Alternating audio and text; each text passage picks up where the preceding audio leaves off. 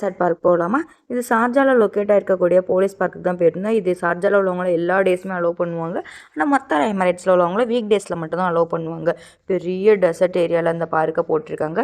Entry fees எதுவுமே இல்லை போன வீக் வரைக்கும். ஆனால் இந்த வீக்லேருந்து ஃபீஸ் வந்து அலோவ் பண்ணுறாங்க. உள்ளே போனோன்னே பேர்ட் செக்ஷன் வச்சுருப்பாங்க.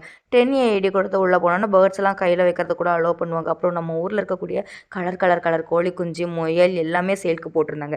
இந்த பார்க்கு ஃபுல் அண்ட் ஃபுல் சில்ட்ரன்ஸ்க்காக தான் என்டர்டெயின்மெண்ட்டே வச்சுருக்காங்க. இந்த டெசர்ட் பைக்காக இருக்கட்டும், கேம் ஷோவாக இருக்கட்டும், ஃபேஸ் பெயிண்டிங், ஜிப்லைனு நிறைய ஆக்டிவிட்டீஸ் வந்து பசங்களுக்காக வச்சுருந்தாங்க. பெரியவங்களுக்காக வந்து கன் ஷூட்டிங் வச்சுருந்தாங்க. என் ஹஸ்பண்ட் தான் கன் ஷூட்டிங்கில் இருந்தாங்களா, நானும் என் பையனும் வேடிக்கை பார்த்து சிரிச்சிட்டு இருந்தோம். அதுக்கப்புறம் வந்து அங்கே வந்து ஒரு ட்ரெயின் விட்டுருந்தாங்க. ஃபுல் பார்க்கையுமே அந்த ட்ரெயின் வந்து சுற்றி காட்டிகிட்டு இருக்கும். அந்த டெசர்ட்டில் பார்க்குறதுக்கே ரொம்ப அழகாக இருந்துச்சு. ஆனால் இது போகிறதுக்காக பெரிய லைன் நிற்குது. அதில் நின்று பார்த்து எங்களுக்கே டயர்டாயிடுச்சு. சரி வேண்டாம் அப்படின்னு சொல்லிட்டு வந்துட்டோம்.